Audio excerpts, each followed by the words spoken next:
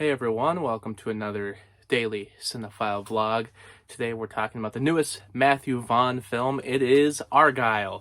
I really enjoy Matthew Vaughn's work, especially the earlier films. Layer Cake, Kick-Ass is like one of my all-time favorites. X-Men First Class, and Kingsman Secret Service I thought was pretty good. But since then, in the past decade, he's been so focused on the Kingsman franchise by doing a sequel and a prequel, both of which I didn't like all that much.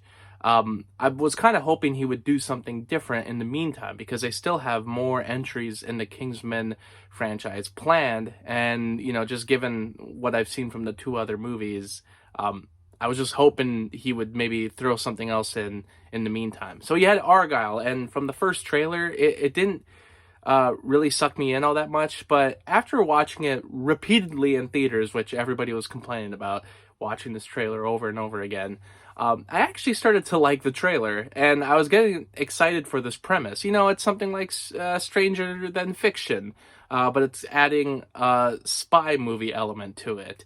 You have Bryce Dallas Howard as Ellie Conway, who's writing this book series about a secret agent, but it turns out a lot of the events of those books happen to come true. When she meets Sam Rockwell's character, it turns out she might be able to predict the future, and whatever she writes in her fifth book might end up giving the information to the spy agency in order to find the USB drive that has all the names of an agency that is evil, the bad guys. I got excited by the trailer because it looked like it was going to be a non-conventional take on the spy genre and maybe even poke fun at some of the cliches we often see in the different types of spy movies that have come out. And for the most part, it doesn't really do that. The movie actually opens pretty good. I got with it right away. It's a PG-13 movie, so it's not as violent as the other films from Matthew Vaughn. Not that it needs to be more violent, but sometimes the cartoonish nature of his violence and the colors and that blood-soaked scenery sometimes adds to his visual flavor. But with this movie, it's PG-13, so they don't have any of that here. There's still some visual flair though, and I see that a lot in the opening scene. I thought the action was ridiculous but also cartoonish and very fitting for what Matthew Vaughn has done with his Kingsman movies. Very noticeable CGI, but in the sense of it's stylized. It's fun to watch. Of course, the stuff that happens in the beginning of the movie with Henry Cavill and John Cena, this is supposed to be the stuff that's happening in the book. Then you have the real world where Ellie Conway is, where she's writing everything that's happening to those characters. She meets Sam Rockwell on the train, and then we got another action sequence that I don't think was all that good. And then from there, there's some other twists that happen, twists that I wouldn't have been able to guess right away. But unfortunately, as those twists start to come in, I think the movie starts getting riddled with exposition, grinding to multiple halts. It takes so much time to explain stuff, and it gets frustrating because a lot of this stuff I don't think needs to be explained as much as they're trying to explain it. And even when the twists happen, you don't really have a chance to deal with it. Like, it comes, it goes, you move on really fast, and the characters don't really dwell on it. Sam Rockwell is great in the movie. I've always liked his charismatic performances. Everyone else in this movie, I mean, they're okay. Sam Jackson shows up, he's just there to kind of laugh and have a great time in the background. Like, he doesn't really have much of a part in this movie, but I felt like the dialogue was spoken in a very wooden way. There wasn't a lot of personality to it, and also there just wasn't a lot of humor to be found. I guess I don't know if I was supposed to expect humor in this movie, but anytime there is a joke, I don't think it lands, and there's just not a lot of personality here. There's nothing here that stands out from other generic spy movies.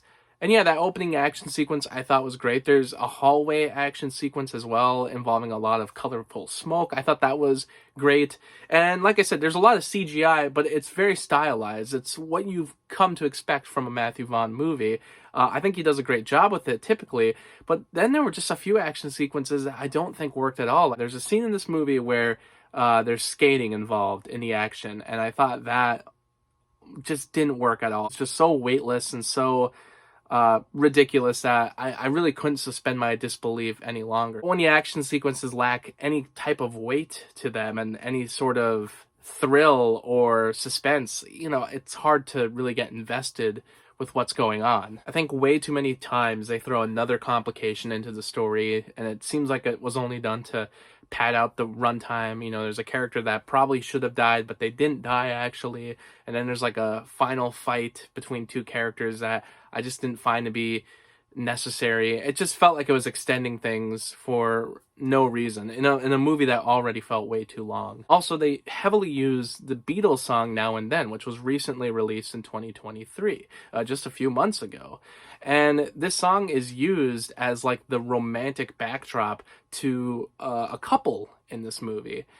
And I thought it was kind of inappropriate in the sense. It turns out that Matthew Vaughn, from an interview, it seemed like he was able to listen to the track a few months ago, like way before it was actually officially released, and then he wanted to use it in this movie. And it's used a lot. It's not just in there one time. It's used several times throughout the movie, and it's even in some of the orchestral score.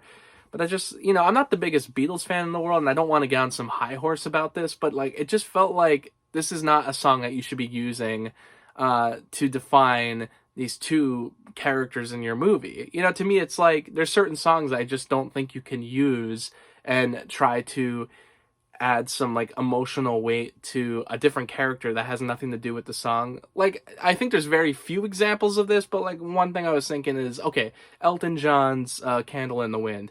That's a song that if you were to use it in a movie during like a funeral sequence, I would think, unless it's being humorous, I can't imagine that song should be used in a sequence like that. It just wouldn't feel appropriate because that song is about a very specific person, and that song was used in a very specific way at very specific times by Elton John, and the idea of using it for a different movie, for a different sequence, I don't know. I just think it's kind of inappropriate, and that's how I felt about this song. I was like, this song has a lot of meaning to Beatles fans. It's considered like the final chapter, almost the final lost chapter in their saga, and a lot of people have been moved by it, and then you're using it in this movie to be like the backdrop of this couple that we haven't had a lot of time to learn about because there's so many twists in this movie. You don't really get a chance to know who these real characters even are. I think this movie needed a little more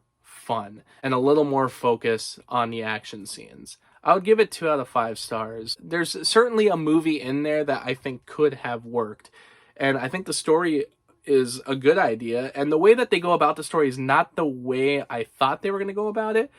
It is surprising what they end up doing instead, but at the same time, I think the story could have used another cleanup job, and maybe something could have been done about making the characters likable and get the audience to care for them.